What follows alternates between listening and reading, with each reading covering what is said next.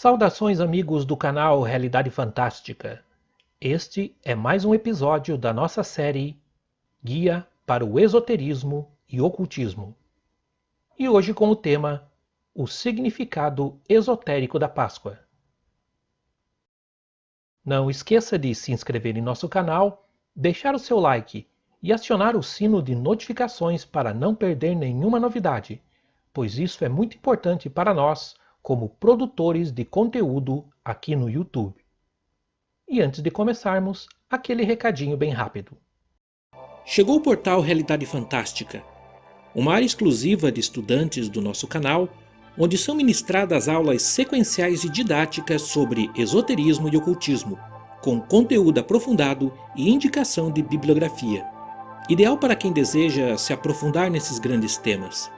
Na primeira temporada você vai estudar conosco os fundamentos do esoterismo, ciências ocultas, hermetismo, alquimia, cabala, astrologia e outros grandes temas.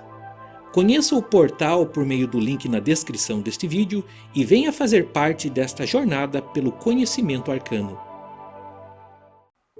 O estudo do ocultismo permite detectar que todos os credos, tradições e filosofias têm uma conexão comum, remontando ao que alguns autores chamam de filosofia perene.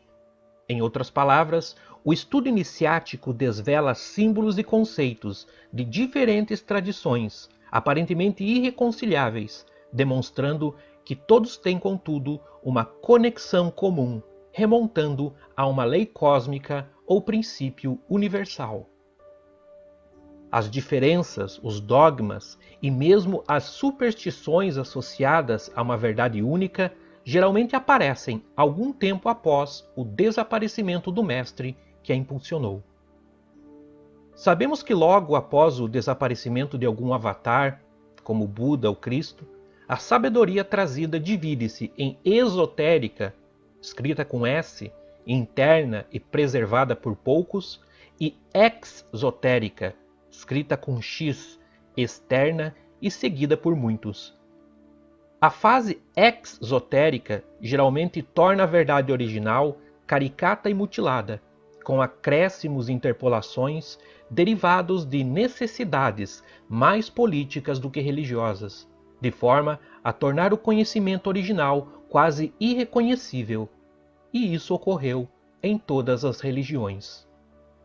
Contudo, mesmo no seio de um mito, de um dogma e até de uma superstição, podemos fazer o caminho inverso e, por depuração e rastreio, remontar ao fato místico que a criou. O conhecimento esotérico permite, assim, entre outras coisas, fazer esse caminho. Para entender melhor esse conceito, observe-se o seguinte desenho.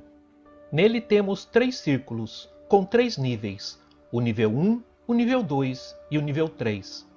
O primeiro nível, o mais central, é o nível esotérico, o nível da verdade pura, lógica e coerente. É o nível onde todos os conceitos, tradições, filosofias se conjugam na mesma significação.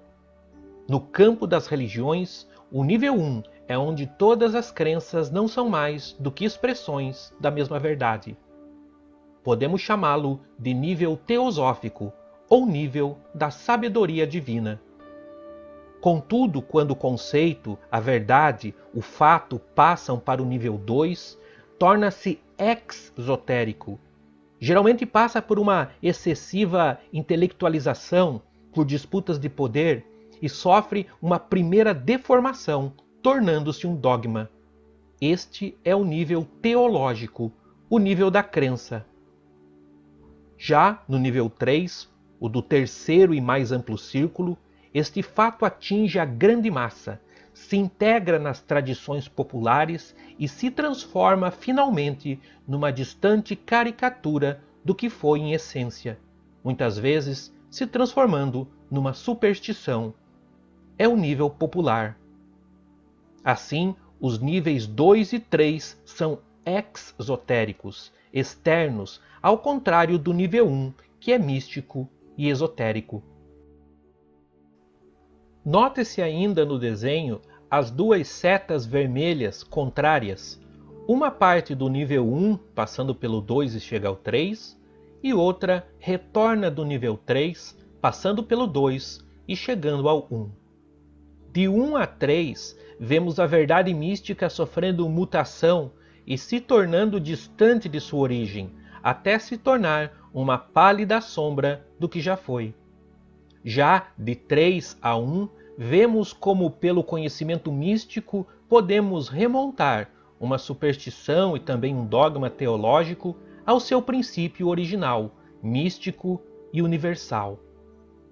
Trazendo todos esses conceitos para o assunto deste documentário, o do significado esotérico da Páscoa, no nível 1, temos o conceito original, místico da Páscoa, que é universal e comum a todas as tradições.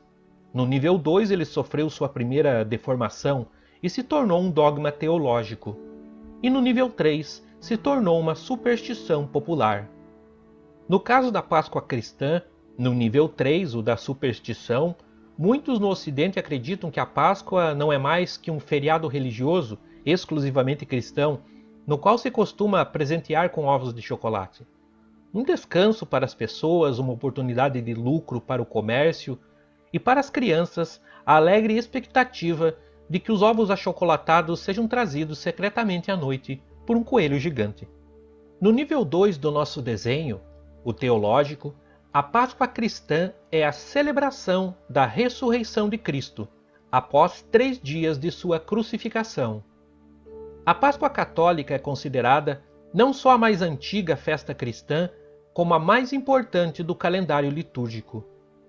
De acordo com o decreto do Papa Gregório XIII, baseado no primeiro concílio de Nicéia convocado por Constantino, a Páscoa deve ser comemorada no primeiro domingo depois da primeira lua cheia do equinócio de primavera no hemisfério norte e do outono no hemisfério sul.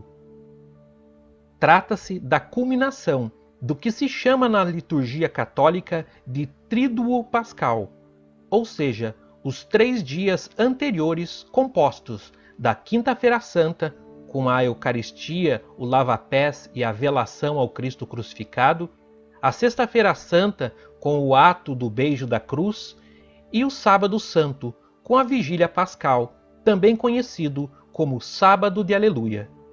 Finalmente, no domingo de Páscoa, comemora-se a ressurreição de Cristo. Os católicos romanos e outras tradições cristãs executam muitos ritos e observâncias durante todo esse período. Mas e no nível esotérico? O que significa a Páscoa? De onde ela veio? A que fato místico ela remonta? É comum que conceitos de religiões mais antigas sejam apropriados pelas mais novas, com outros trajes, a fim de que o mesmo conceito seja perpetuado. No caso do cristianismo, deu-se o mesmo. Assim, no seu panegírico, um texto biográfico e laudatório dedicado a Constantino, Eusébio, bispo de Cesareia, considerado o primeiro historiador da Igreja Romana, consigna o seguinte: para tornar o cristianismo mais atraente aos gentios, os sacerdotes adotaram as vestimentas exteriores e os ornamentos utilizados no culto pagão. Hoje, todo historiador sabe que muito do ritual e mesmo dos conceitos teológicos adotados oficialmente pelo cristianismo vem de religiões anteriores. Ocorre o mesmo com as datas festivas do cristianismo.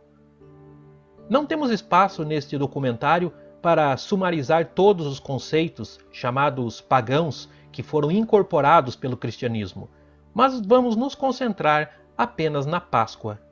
As mudanças das estações e suas implicações astronômicas e até astrológicas eram um conhecimento próprio dos mistérios antigos. A chegada da primavera no hemisfério norte, prenunciando o fim do inverno e o triunfo do sol, comporta grande simbolismo, que foi comemorado de certa forma por quase todas as tradições, das mais antigas às mais recentes. Das tradições nórdicas e teutônicas, a Páscoa cristã importou muito de um festival anterior, o festival da deusa Ostara, das mitologias anglo-saxã, nórdica e germânica. Deusa da fertilidade da primavera, o nome Ostara ou Eoste relaciona-se com o termo alemão Ostern e com o inglês Eastern, sendo que todas essas palavras estão associadas ao hormônio feminino, o estrogênio, e ao período do cio, chamado também de estrum, ou seja, o período em que a mulher está pronta para a geração. No festival de Ostara, os povos citados, pré-cristãos, comemoravam então a fecundidade, o renascimento, a ressurreição, através do equinócio da primavera no hemisfério norte, na primeira lua cheia do equinócio da primavera, com alegre expectativa de que o sol, e com ele o renascimento da natureza, ocorresse. A deusa Ostara era sempre retratada acompanhada de ovos e coelhos, e em seu festival as pessoas costumavam trocarem entre si ovos pintados de vermelho, a cor do período fértil da mulher, símbolo da criação e ressurgimento. Todo esse simbolismo é evidente. O coelho, pela sua grande capacidade de reprodução, era usado não só pelos povos nórdicos e celtas antigos, mas até pelos antigos egípcios como uma alegoria para a fertilidade. Mas não a fertilidade sexual, mas a fertilidade espiritual, uma promessa de recomeço, do novo, do renascimento. Já o ovo é um dos símbolos místicos mais antigos e importantes na simbologia esotérica. Trata-se do símbolo do universo, do nascimento, mas também da ressurreição e do recomeço. Celtas, gregos, egípcios, fenícios, chineses e muitas outras civilizações acreditavam que o mundo havia nascido de um ovo. Na maioria das tradições, o ovo cósmico aparece depois de uma fase de caos. Trata-se então da criação cíclica. Por exemplo, na mitologia hindu, Hamsa é um cisne místico cujo ovo, quando chocado, dá origem ao universo, sendo que metade dele gera a terra e a outra metade o céu. Por isso a Páscoa, em várias tradições, é comemorada sempre no Ano Novo Astrológico, entre março e abril, quando Áries abre uma nova volta por todo o zodíaco. Não temos espaço aqui para rastrear os mesmos símbolos em todas as tradições, mas o significado místico é sempre o mesmo. No caso da Páscoa cristã, associou-se os símbolos pré-cristãos do coelho, do ovo, da morte e do renascimento ao conceito do padecimento e ressurreição de Cristo. Portanto, o significado esotérico na tradição cristã é o nascimento do Cristo interno, da luz divina no interior de cada ser, da consciência crística ou cósmica no homem, que só nasce após a morte do ego. Quando essa luz nasce no ser humano, este, como microcosmo e símbolo miniaturizado do universo, faz nascer um novo mundo com ele, pois aos olhos de quem despertou, o universo aparece não mais como um cenário caótico, palco de sofrimento sem razão, mas como uma canção de amor, onde todos os seres, em todo o cósmico, estão unidos na mesma jornada de evolução, a jornada do retorno à casa do Pai. Casa esta que está dentro de cada um, sua própria alma divina. Assim, a Páscoa é uma oportunidade para se meditar sobre o renascimento espiritual, a primavera da alma, que só chega após a crucificação de nossas paixões, de nosso ego. Ou aos que estão no hemisfério sul, aproveitar a chegada do outono para o recolhimento em busca do Cristo interno, Deus que está oculto na escuridão do ser, mas que quando é encontrado, brilha como um novo sol. Quando isso acontece, Cristo ou Buda, que são termos equivalentes, ressuscita dentro de cada um, e o iniciado pode cantar um aleluia, pois sua alma se expandiu, se cristificou e abraçou o todo. Do ovo do universo nasceu um novo ser, uma nova consciência que nunca mais dormirá. Obrigado por acompanhar mais um vídeo do canal e, se gostou, se inscreva, deixe seu like e compartilhe este vídeo, pois isso ajuda muito no nosso crescimento. E lembrem-se, o mistério está entre nós.